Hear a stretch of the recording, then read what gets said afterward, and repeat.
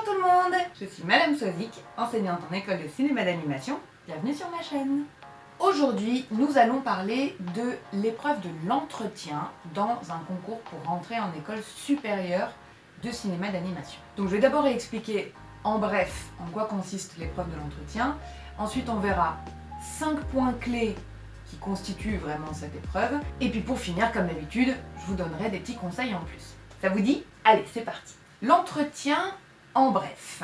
L'entretien, ça peut être ou bien une des épreuves du concours d'entrée, souvent la dernière, ou bien ça peut être la seule épreuve en fait du concours pour entrer dans l'école. Il peut parfois y avoir quelques petites spécificités selon les écoles pour cet entretien, mais généralement, attendez-vous à un entretien d'environ 20 minutes, 15 minutes de discours, 5 minutes de questions, devant un jury de 2 à 5 jurés. Ces jurés, ce sont des enseignants ou des intervenants de l'école. Le directeur aussi de l'école peut très bien participer aux entretiens. Mais n'oubliez pas non plus que ces enseignants et ces intervenants, ce sont aussi souvent des professionnels du milieu à côté. Des professionnels du cinéma d'animation, du cinéma, de l'illustration, de la bande dessinée. Mais ce sont très souvent aussi des professionnels à côté. Gardez bien ça en tête. Alors, comme je disais, il y a en effet parfois quelques petites spécificités selon les écoles dans leur manière de faire passer leurs entretiens. Mais ce qui se passe aussi là cette année, depuis l'année dernière aussi déjà, c'est qu'il va y avoir beaucoup d'écoles qui vont faire passer leur entretien en distanciel, par vidéo call du coup. Alors on va en parler, mais le but reste le même, que l'épreuve se passe en présentiel ou bien en distanciel, ou quelle que soit la forme que choisissent les écoles pour faire passer cette épreuve, le but reste le même. Ça reste une rencontre. On cherche à vous rencontrer et à vous rencontrer, vous, personnellement, au-delà de votre travail, mais quelle est votre personne. Ça paraît logique et évident comme ça, mais je pense que c'est important de le rappeler au tout début de la vidéo. Voilà, il s'agit simplement d'une rencontre d'humain à humain. Alors, passons maintenant aux 5 points clés de l'entretien. Lesquels sont-ils?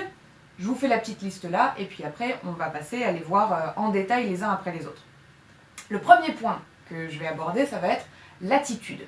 Ensuite, le deuxième point, ce sera se présenter, puis présenter son travail. Ensuite, les références artistiques, et pour terminer, les questions du jury. Et puis du coup, je vais évidemment parler à la fois des entretiens en présentiel et des entretiens en distanciel. Pas grand chose qui va changer, en fait, comme je vous l'ai dit, le but reste le même, donc il n'y a pas énormément de choses qui vont changer, mais je parlerai des deux en même temps. L'attitude. Bon, évidemment, vous commencez par dire bonjour, déjà, quand vous arrivez devant vos jurés.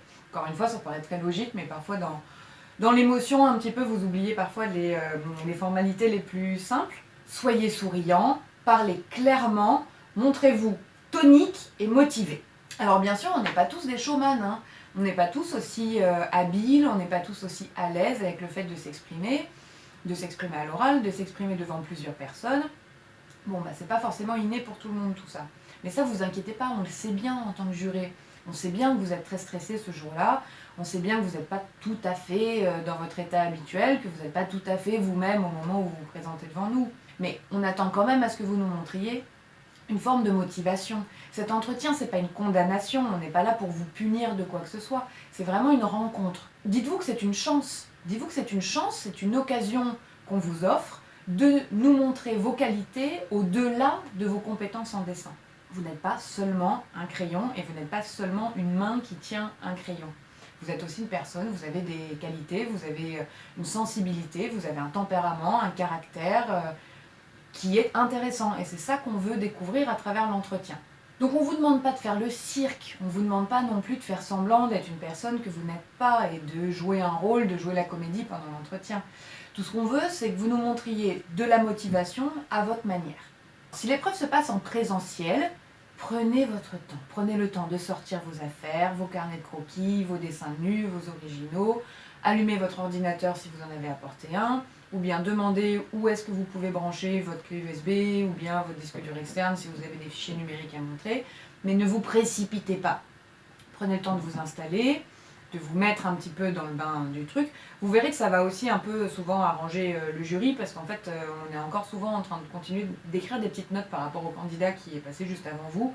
Donc finalement, ça arrange un peu tout le monde. Donc ne vous précipitez pas. La plupart du temps, vous allez voir aussi que votre juré est assis derrière une table et qu'il y a aussi une chaise à votre disposition. Vous avez le choix, hein. Vous avez le choix de vous asseoir ou bien de rester debout. Vous ne vous sentez pas obligé de vous asseoir si vous vous sentez mal à l'aise quand vous êtes assis. Et après, vous avez le choix aussi de vous relever et de vous rasseoir aussi souvent que vous en avez envie.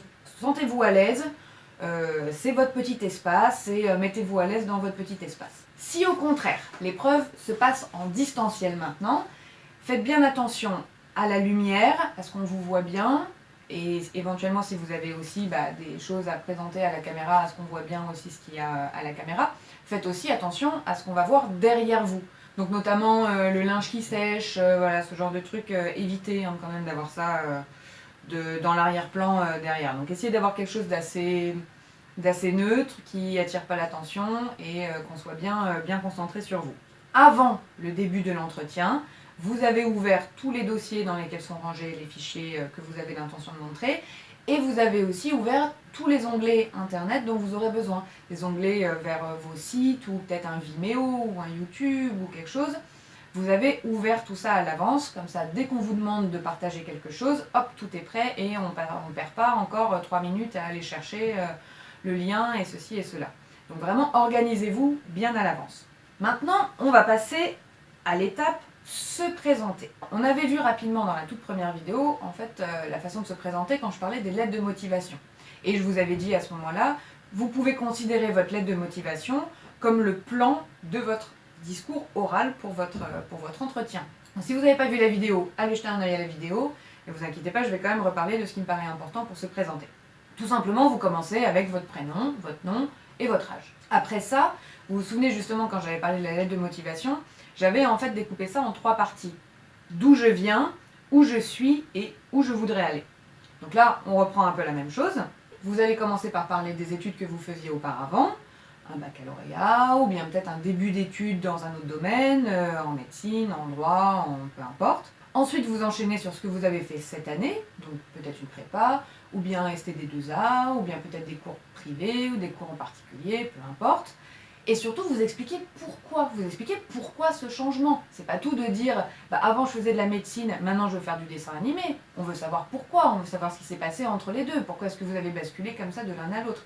Et encore une fois, pourquoi du dessin animé et pas de la BD ou de l'illustration ou peu importe.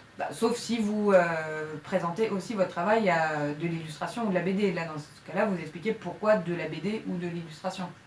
Et vous comprenez bien ce que je veux dire. À chaque fois, on ne parle pas seulement de dessin, on parle de domaines précis, ou bien de bande dessinée, ou bien d'illustration, ou bien de dessin animé, tout ça c'est des choses précises. Et donc on veut savoir pourquoi est-ce que vous décidez de vous engager là-dedans. Quelles sont vos motivations, quelle est votre volonté. Et donc bien sûr vous expliquez ce qui vous intéresse dans le cinéma d'animation. Est-ce que c'est par exemple les possibilités infinies de mise en scène? Est-ce que c'est tout particulièrement le travail d'animation et donc de mouvement, de pose, d'attitude? Ou bien est-ce que c'est la recherche graphique et l'expérimentation graphique, l'expérimentation de plein d'outils, tout ça.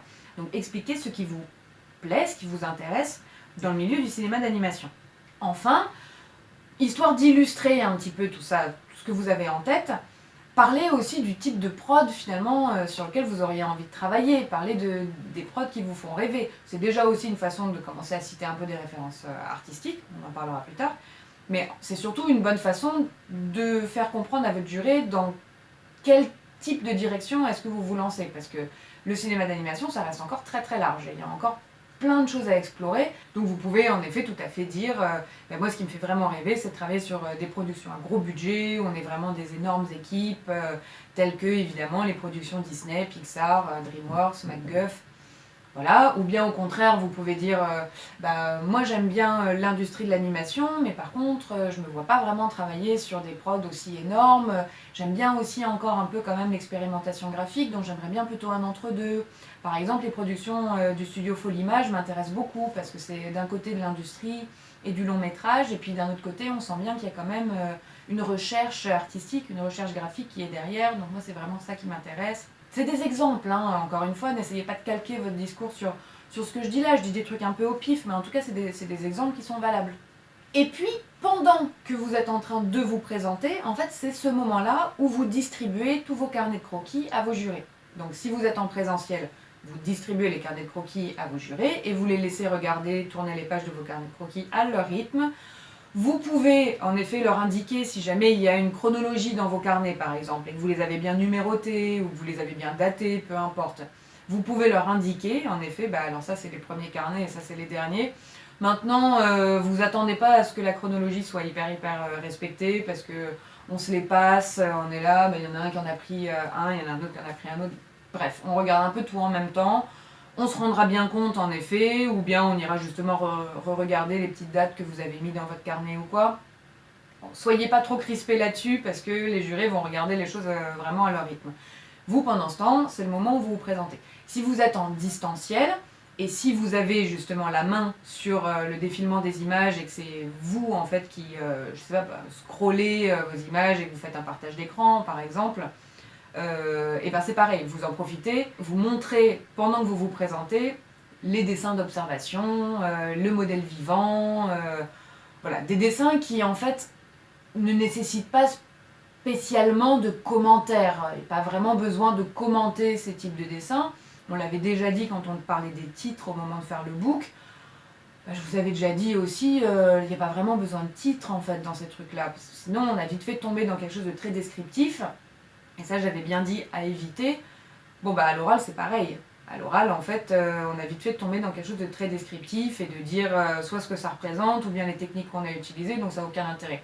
Donc quand vous montrez en fait les dessins d'observation, profitez-en plutôt pour vous présenter vous.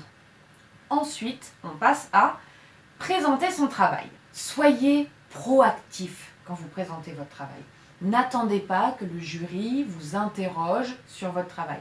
C'est à vous de nous guider dans votre travail. C'est une forme de storytelling un petit peu aussi tout ça. C'est vous nous racontez votre histoire, vous nous racontez les embûches, les bons moments, les moments de surprise, les moments où ça a été plus compliqué. C'est votre histoire que vous nous racontez. Donc c'est à vous de nous guider dans votre travail. C'est pas à nous de tâtonner et d'essayer de poser des questions pour vous faire parler. Imaginez que vous soyez un agent immobilier, c'est un peu la même chose. Quand vous visitez un appartement, l'agent immobilier, il se plante pas au milieu de l'appart et il vous laisse pas comme ça vous balader tout seul. Il vous promène, il vous amène d'une pièce à une autre, il vous montre ici la lumière, il vous montre ici le beau parquet, il vous montre là les poutres apparentes, il vous montre là les placards intégrés. Vous voyez, il vous fait la visite, il vous guide. C'est ça qui vous donne envie aussi. Si on vous raconte rien et qu'on vous dit allez-y, faites un tour, moi je vous attends. Forcément, ça donne moins envie. Soyez proactif, prenez la main sur le truc et c'est à vous de présenter votre travail. Comme on l'a dit, donc sur les dessins d'observation, il n'y a rien à commenter, normalement c'est le moment que vous avez choisi pour vous présenter vous. Ensuite, vous allez donc présenter vos projets. Et alors là, je vais distinguer deux types de projets, les exercices de cours et vos projets perso. Comment présenter les exercices de cours? Eh bien, vous commencez par expliquer quel était le sujet, quelle était la consigne, quelles étaient les contraintes peut-être de l'exercice. Ensuite, vous allez expliquer comment est-ce que vous avez décidé de traiter ce sujet avec ces contraintes, avec ces limites qui étaient imposées. Comment est-ce que vous vous êtes approprié ce projet? Pourquoi est-ce que vous avez fait les choix que vous avez faits? C'est pas du tout tabou de dire que tel exercice était un exercice de cours, il n'y a rien de honteux à ça. Si vous étiez en prépa cette année ou en ST2A, on s'attend très bien à ce qu'il y ait forcément des exercices de cours qui apparaissent dans votre travail. Donc c'est absolument pas tabou. Par contre, l'important, c'est de montrer toujours comment est-ce qu'on s'est approprié le sujet, comment est-ce qu'on en a presque fait un projet perso. Et ensuite, on a les projets perso, les vrais projets perso, c'est-à-dire là des projets qui n'ont absolument rien à voir avec une demande d'un prof, d'un enseignant, d'une école ou quoi que ce soit. Là, c'est vos projets de A à Z. Donc là aussi, vous commencez par parler du sujet de votre projet. Est-ce que vous décidez de parler du sentiment amoureux? Est-ce que vous parlez des petits bonheurs du quotidien? Est-ce que vous parlez du confinement? Est-ce que vous avez l'intention de faire un biopic sur la vie de Beyoncé? Voilà, quel est le sujet de votre projet perso? Ensuite, encore une fois, vous passez à pourquoi est-ce que vous avez choisi de traiter ce sujet? Et donc là, je vous conseille vraiment de choisir quand même un sujet de projet qui vous concerne pour de vrai, qui vous touche d'une manière ou d'une autre.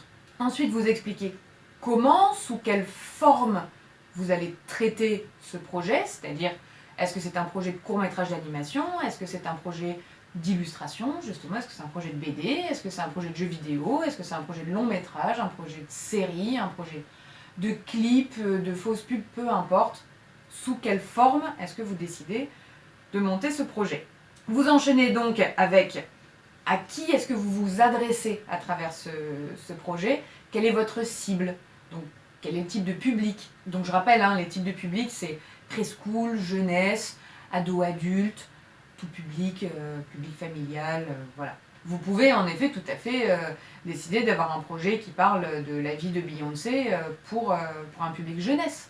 Si vous considérez qu'il y a dans la vie de Beyoncé des valeurs, une morale, une ligne de conduite, quelque chose qui vous paraît important de communiquer à des très jeunes, ça peut être ça en fait votre projet. Vous comprenez le truc? Si vous aviez décidé de parler de la vie de Beyoncé à un public ado-adulte, ça aurait forcément engendré des choix après, des choix graphiques, des choix de mise en scène complètement différents. Donc c'est pour ça que c'est important en fait, un même sujet, s'il s'adresse à des publics différents, ne sera pas du tout traité de la même manière. Donc c'est pour ça que c'est important d'annoncer assez vite à qui est-ce que vous vous adressez en fait. Ensuite, vous allez parler du genre ou bien du ton en fait que vous allez utiliser pour votre film. Est-ce que c'est un projet comique? Est-ce que c'est un projet de SF? Est-ce que c'est un projet contemplatif? Est-ce que c'est un projet action? Quel est le ton que vous allez employer? Encore une fois, ça dépend de vous et de vos choix en tant que metteur en scène, de ce que vous avez envie de délivrer comme message, et encore une fois, de votre public. Vous n'allez peut-être pas faire de l'action, horreur, gore et drama si en effet vous avez un public preschool. Bon, en tout cas, je vous le déconseille parce que vous risquez d'avoir peu de succès auprès des producteurs, en France en tout cas. Mais voilà, vous comprenez bien que le ton, c'est encore une autre affaire. On pourrait très bien parler d'un même sujet. Encore une fois, je reprends la vie de Beyoncé. On pourrait très bien décider d'en faire une comédie, comme on pourrait décider d'en faire un drame en fait. On ne garderait pas forcément les mêmes éléments de sa vie, on ne les enchaînerait pas de la même façon, on n'accentuerait pas forcément les mêmes choses, mais on pourrait tout à fait aussi bien faire l'un que l'autre. Donc expliquez-nous, encore une fois, voilà, sous quel jour, sous quel ton est-ce que vous avez l'intention d'aborder le sujet que vous choisissez d'aborder. Maintenant qu'on a compris quel était votre état d'esprit et ce que vous cherchez à atteindre, maintenant vous pouvez nous parler de l'histoire de votre projet et nous pitcher le projet. Je rappelle que le pitch, c'est très très court. À l'écrit, c'est une phrase, on dit même normalement, c'est censé être une seule phrase. Moi, je vais jusqu'à 3 phrases, un paragraphe de 3 phrases. À l'oral, c'est pareil, c'est censé être très très très rapide. Donc vous nous expliquez le plus rapidement possible quelle est la trame de l'histoire de votre projet. Et enfin, en dernier, vous allez parler de vos choix graphiques, de vos choix de mise en scène, de vos choix de montage par exemple, de rythme, du son qu'il va y avoir aussi dans votre projet. Est-ce qu'il y aura des dialogues? Est-ce qu'il y aura une voix off? Est-ce que ce sera uniquement des bruitages? Est-ce qu'il y aura de la musique? Quel type de musique? Vous nous parlez maintenant de ce que l'on va voir et encore une fois, de pourquoi est-ce que vous avez fait ces choix.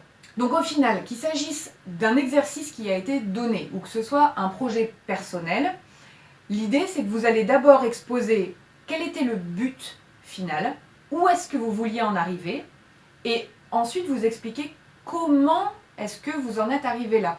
Quels sont les choix que vous avez faits pour atteindre le but que vous vous étiez donné. Et donc comme ça pour le jury c'est très clair. On arrive très bien à se rendre compte non seulement de ce que vous cherchiez à faire, et aussi à juger, à évaluer est-ce que oui ou non vous avez fait les choix qui étaient les plus pertinents pour atteindre vos objectifs. Alors maintenant je voudrais qu'on parle aussi un peu des références artistiques. Je pourrais faire toute une vidéo qui serait consacrée uniquement aux références artistiques. Là je vais vraiment essayer de me concentrer aux références artistiques dans le contexte de l'entretien pour le concours. On a tous des références qui sont parfois très variées, très différentes. On peut avoir un panel de références, c'est-à-dire d'artistes, de types de travail qu'on aime beaucoup, très large et très varié. Il va falloir faire le tri un petit peu quand même dans ces références pour être capable de sortir celles qui sont les plus pertinentes, encore une fois. Donc, je vais faire une distinction entre deux types de références artistiques, ce que j'appelle les références directes et les références indirectes. Ce que j'appelle les références directes, ce sont des références que l'on peut en effet constater directement dans votre travail, des références qui influencent directement votre travail. Les références indirectes, c'est plus en fait des artistes, des façons de faire que vous aimez beaucoup, mais que par contre, ça ne vous influence absolument pas dans votre travail. À aucun moment, vous avez cherché à travailler dans cette direction. Donc, quand vous présentez là, lors de votre entretien des références, privilégiez plutôt des références directes, celles que l'on peut en effet constater dans votre travail. Ça va apporter une cohérence. Si vous nous montrez des dessins de type Cartoon Network, Genndy Tartakovsky, et que vous nous dites que vous êtes hyper fan de Francis Bacon, on va avoir un petit peu du mal à avoir le lien en fait. Vous avez peut-être l'impression quand vous dites ça que de cette manière vous montrez le champ en fait, le panel comme ça de références que vous pouvez avoir, mais en vrai c'est pas intéressant. Mieux vaut que ce soit cohérent les choses dont vous nous parlez. Donc vous privilégiez les références directes et éventuellement dans un second temps, lors un moment d'un autre échange ou lors d'une autre question, vous aurez peut-être l'occasion de parler de d'autres types de références. Mais dans un premier temps, parlez des artistes qui vous influent directement. Attention, on ne débite pas une liste comme ça de références. On ne sort pas toute une liste de noms, de gens. Ça n'a aucun intérêt. Le but, c'est plutôt de ponctuer tout votre discours avec de temps en temps, comme ça, des références qui tombent à propos par rapport à ce que vous étiez en train de dire. Donc, typiquement, par exemple, pendant votre présentation, vous pouvez en effet dire quelque chose du genre « J'aime beaucoup le travail de la couleur et d'ailleurs, je m'inspire beaucoup du travail d'artistes tels que blablabla, blablabla et blablabla ». Ou bien vous pouvez dire par exemple, moi ce qui m'intéresse le plus c'est la mise en scène. Et donc je m'inspire énormément du réalisateur machin, de la photographe truc et du storyboarder un tel. Ça par exemple c'est une bonne façon de citer des références. Ou bien après, peut-être plus tard quand vous allez présenter vos projets, ça peut donner quelque chose de l'ordre du pour ce projet, j'ai voulu donner une esthétique très poétique, légère, très diaphane, et donc j'ai décidé de travailler à l'aquarelle, et ainsi je me suis beaucoup inspirée du travail de blablabla, blablabla. Ça c'est une façon d'introduire intelligemment des références, mais on ne balance pas comme ça une liste de noms appris par cœur. Et enfin, on arrive au dernier point clé de nos 5 points clés de l'entretien, les questions du jury.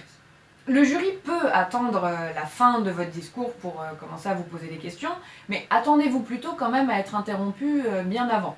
Alors, généralement, on commence à poser des questions dès que vous êtes en train de vous présenter. Quelles sont les questions auxquelles vous pouvez vous attendre ? On peut très bien en effet vous interroger par exemple sur vos loisirs, vos centres d'intérêt, en dehors évidemment du dessin. C'est-à-dire que quand on vous demande ce qui vous intéresse, quels sont vos loisirs, ne vous contentez pas de répondre « j'aime le dessin animé, j'aime le cinéma, j'aime aller faire des expos et j'aime les voyages ». Ça, c'est la moindre des choses. C'est la moindre des choses pour un étudiant en art que d'aimer aller faire des expos, aller au cinéma et s'intéresser aux cultures étrangères. Je veux dire, c'est vraiment basique. C'est pas du tout avec ça que vous allez vous démarquer. J'ai presque envie de dire, vous risquez même un peu d'irriter votre jury avec ce genre de truc. Parce que, encore heureux, en fait. Ça, c'est clairement ce que va se dire le jury dans sa tête si vous lui sortez ça. Encore heureux que t'aimes ça. Ok ? Donc à la question quels sont vos loisirs et quels sont vos centres d'intérêt, c'est en dehors de la sphère artistique. Parlez plutôt par exemple si vous avez fait du théâtre, si vous faites de la musique, même si vous n'avez jamais pris de cours de solfège, mais si vous faites des trucs sur votre ordinateur et tout avec des petits logiciels, machin, c'est super. Si vous faites du sport, si vous faites de la danse, si vous faites de la cuisine, de la couture, l'ornithologie, les sciences humaines, peu importe, vraiment n'importe quel domaine, je vous ai déjà dit aussi, il y en a des tas parmi vous qui viennent pas du tout d'un milieu artistique, que ce soit dans leur famille ou que ce soit dans leur début d'études avant. C'est absolument pas à renier tout ça. Donc si vous reste encore comme ça des bribes de passion de SVT, de sciences, de médecine et tout ça, n'hésitez pas à en parler, on va pas du tout vous le reprocher tout ça. C'est justement ce qui va vous caractériser. Vraiment parler de tout ça. On peut bien sûr vous demander quels sont les derniers films, donc films live ou films d'animation que vous avez vus, les dernières expositions aussi, mais enfin bon là, vu la période Covid et confinement, ça sera peut-être pas trop d'actualité, mais une fois qu'on aura passé tout ça, si jamais vous regardez cette vidéo dans quelques années, on va aussi vous demander quelles sont les dernières expositions que vous avez vues. Donc préparez-vous bien à vous rappeler en effet des titres, des noms des réalisateurs, des derniers films. Je dis films, mais ça peut être aussi séries, bien sûr, que vous avez vues. Attendez-vous aussi à ce que pour chaque artiste que vous allez citer, on vous interroge sur ce que vous connaissez de son travail. Si vous citez un réalisateur, on vous demandera quels sont les films que vous avez vus de lui. Si vous citez un auteur, on vous demandera quels seront les livres que vous avez lus de lui. Si vous citez un film d'animation, on vous demandera le nom du réalisateur, on pourra vous demander le nom du studio de production. Dans tous les cas, attendez-vous vraiment à ce qu'on vous interroge à chaque fois que vous allez citer le nom de quelqu'un. Faites attention quand même à parler en effet d'artistes dont vous connaissez véritablement le travail, sinon vous risquez de vous faire un petit peu piéger. Évidemment, ensuite, on va vous interroger sur vos projets personnels. Systématiquement, on vous interrogera sur vos intentions et vos références. Quelles étaient vos intentions à travers ce projet ? Sur quoi est-ce que vous êtes basé, appuyé pour monter votre projet ? À part ça, les autres questions, elles vont vachement varier en fait selon la nature de votre projet. On va vous poser des questions pour, là encore, tester vos connaissances sur le sujet que vous avez choisi. Donc faites attention. Typiquement, par exemple, si votre projet implique un contexte historique, attendez-vous à ce qu'on vous pose des questions d'histoire, de géographie, peut-être même de politique. Si par contre vous faites un projet anti-nucléaire, par exemple, attendez-vous à ce qu'on vous pose des questions sur la consommation d'énergie en France, dans le monde, le recyclage des énergies. Peut-être qu'on vous interrogera aussi sur, selon vous, quelles pourraient être des alternatives au nucléaire. Voilà, on va vous poser des questions comme ça. À partir du moment où vous avez choisi vous-même votre sujet, personne ne vous a forcé à parler de tout ça. Donc si vous avez choisi ce sujet, nous, en tant que juré, on s'attend à ce que vous vous soyez renseigné sur votre sujet. Donc on va vous poser des questions pour tester ça, pour tester à quel point vous vous êtes renseigné sur votre sujet. Et faites attention, ne sous-estimez pas les connaissances de vos jurés. Vous pourrez être très très surpris. Ensuite, le jury peut aussi vous demander si vous avez postulé à d'autres écoles, si vous passez d'autres concours, et dans le cas où vous recevriez plusieurs réponses positives, quel serait votre choix ? Réfléchissez quand même à une réponse si on vous pose cette question. Réfléchissez à une réponse dans le cas où c'est l'école de votre choix qui vous pose la question, et dans le cas où c'est pas l'école de votre choix qui vous pose la question. Qu'est-ce que vous allez répondre ? Il faut savoir être un peu diplomate quand même. Le but n'est pas d'être vexant, évidemment, pour l'école et de leur sortir des arguments du genre ah bah c'est sûr, moi j'irai chez vous parce que vous êtes vraiment la moins chère, donc je peux pas m'en offrir une autre. Donc ça, vous évitez par exemple. Vous évitez aussi ah bah c'est sûr, moi je veux aller chez vous parce que vous êtes la seule école de ma ville et moi je peux pas déménager. Non. En tout cas, vous dites pas ça comme premier argument, quoi. Clairement, c'est vexant, ça n'a rien à voir avec l'enseignement qui est donné à l'école, la ligne de conduite que l'école a essayé de mettre en place. Donc non, ça va pas trop leur faire plaisir que vous leur disiez des trucs comme ça. Donc vous essayez de pas être vexant. Évidemment, essayez aussi de pas être ouvertement menteur et lèche-botte. Ah non, mais c'est sûr, moi je vais aller dans votre école parce que tout le monde le dit, c'est la meilleure. Les écoles, elles connaissent aussi très très bien quel est leur statut, leur niveau de popularité auprès des étudiants et tout ça. C'est pas la peine de la leur faire à l'envers et de leur raconter n'importe quoi. Donc, ce que je vous conseille, c'est d'essayer de rester encore une fois diplomate, de gagner du temps, c'est-à-dire de ne pas répondre en vrai quelque chose de très très franc et décidé. Et par contre, d'essayer de trouver une qualité honnête que vous trouvez à cet établissement, à cette école. Par exemple, votre réponse, ça va plutôt être quelque chose du genre bah oui, alors si j'ai plusieurs réponses positives, ça risque quand même d'être très difficile à choisir, il va falloir que je réfléchisse à pas mal de critères différents. Bon, par contre, ce qui est sûr, c'est que moi, ce qui m'intéresse vraiment beaucoup dans votre école, c'est qu'il y a quand même beaucoup d'exercices qui se font en équipe. Et ça, moi, c'est vraiment ça que j'ai envie de tester. Donc ça, c'est pour moi un argument qui est très intéressant. Voilà, ça c'est vrai et c'est honnête. Et en même temps, vous vous engagez pas non plus à leur dire que oui, bien sûr, c'est eux que vous allez choisir. Un autre argument, ça pourrait être... ce qui est sûr, c'est que moi... ce que j'aime beaucoup à travers les films d'étudiants que j'ai pu voir, c'est encore une fois la diversité, la variété graphique des films d'étudiants, de savoir comme ça que je pourrais être libre de choisir mes techniques, que je vais pouvoir tester des choses. Ça, pour moi, c'est vraiment un point très très favorable et qui m'intéresse beaucoup chez eux. Ne tapez pas non plus sur les autres écoles. Ça, c'est un truc aussi qui n'est pas forcément bien vu. Pas la peine de dire ah bah oui, mais de toute façon, dans telle école, il n'y a pas ci, il n'y a pas ça, puis j'ai entendu dire que si et que ça. Ça ne va pas les rassurer de vous entendre taper sur les autres écoles, parce que forcément, on se demande ce qui se passe quand vous êtes dans les jurys des autres écoles. Et est-ce que vous tapez sur mon école à moi, hein? Donc ça, c'est pas une bonne chose. Essayez juste, en effet, de trouver des qualités honnêtes à ces écoles et de mettre ça en avant. Et voilà, là, on a fait le tour à peu près des 5 points clés de l'entretien.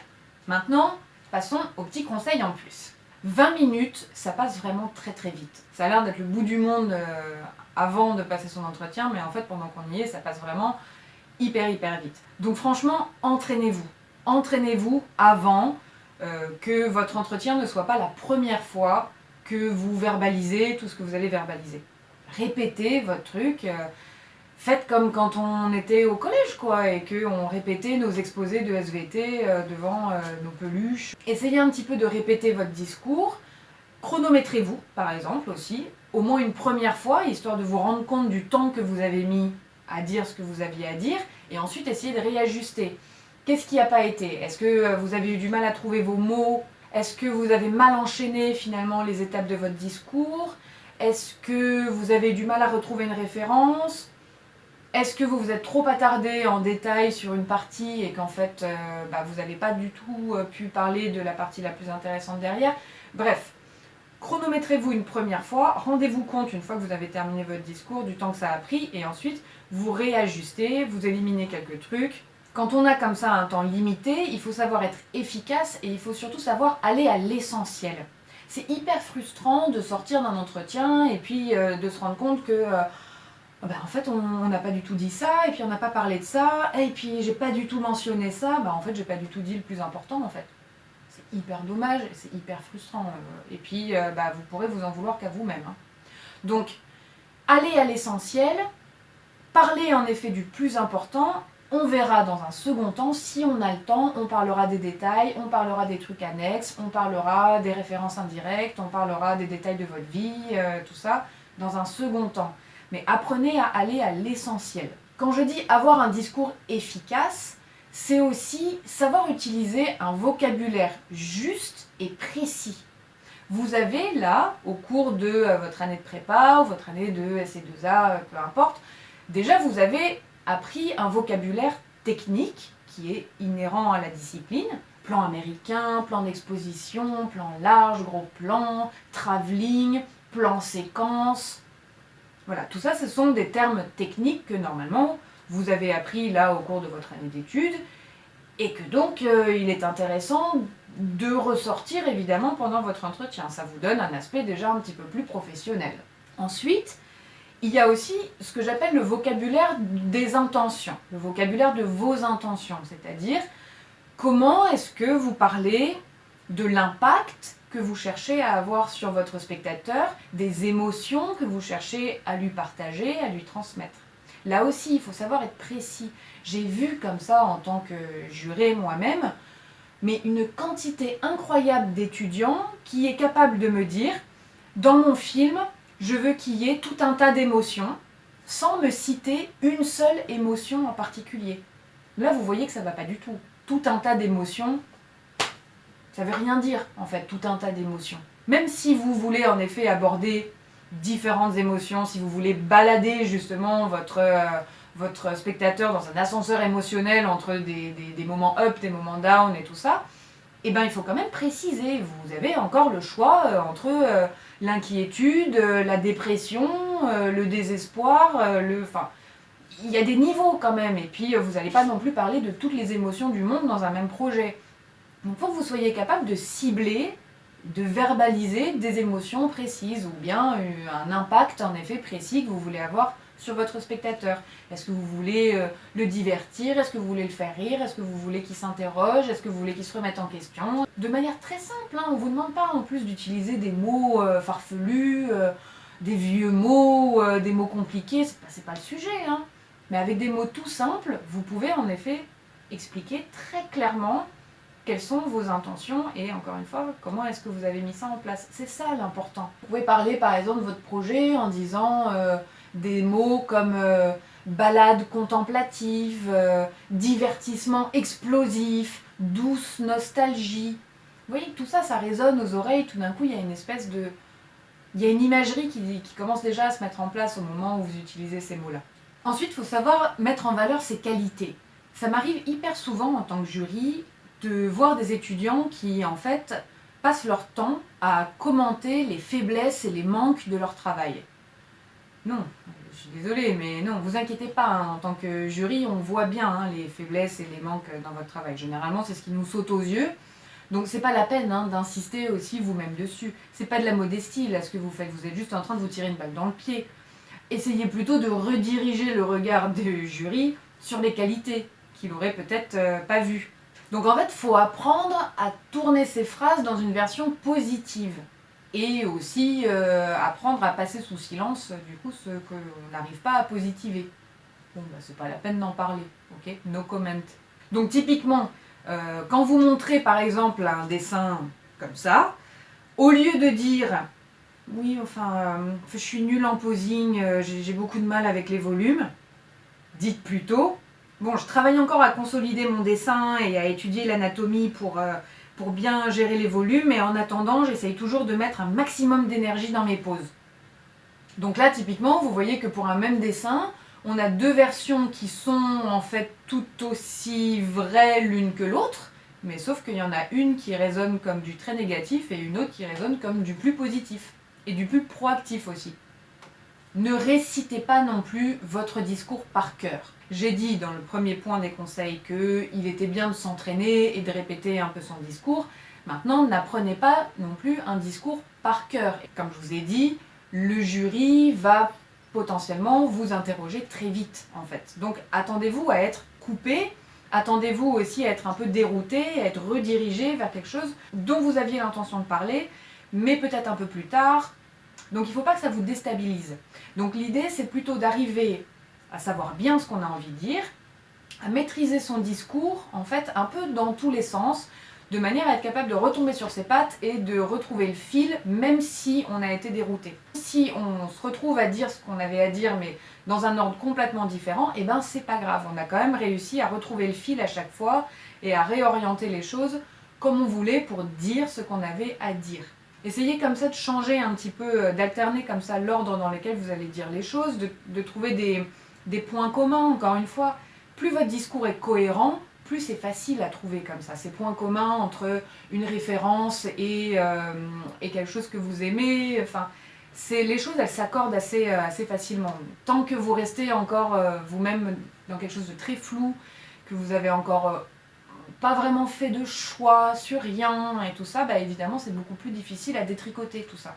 Et donc pour pallier à ça, à ce méli-mélo là comme ça de choses, moi je vous conseille de faire des fiches. Des fiches où vous mettez les mots clés de votre discours et peut-être aussi les références principales que vous avez l'intention de citer. On apprend à se résumer en faisant une fiche. Okay, on n'écrit pas tout son texte. Là, vous voyez, quand je fais des vidéos, j'ai pas appris un texte par cœur. J'improvise. Seulement, j'ai des fiches, j'ai un petit plan comme ça. Je souligne aussi les choses qui me paraissaient les plus importantes pour que quand je regarde très rapidement, mon regard il se pose dessus et bam, il trouve les informations importantes très facilement. Donc je perds pas non plus du temps à relire et à rechercher où est-ce que j'avais écrit ça et tout ça. Donc faire des fiches, ça permet vraiment d'apprendre à se résumer et encore une fois d'aller à l'essentiel de ce qu'on veut dire. Ça vous aide vraiment dans la construction finalement de votre entretien. J'ai toujours fait des fiches, depuis que je suis au collège, je fais des fiches, pour n'importe quel contrôle je fais des fiches.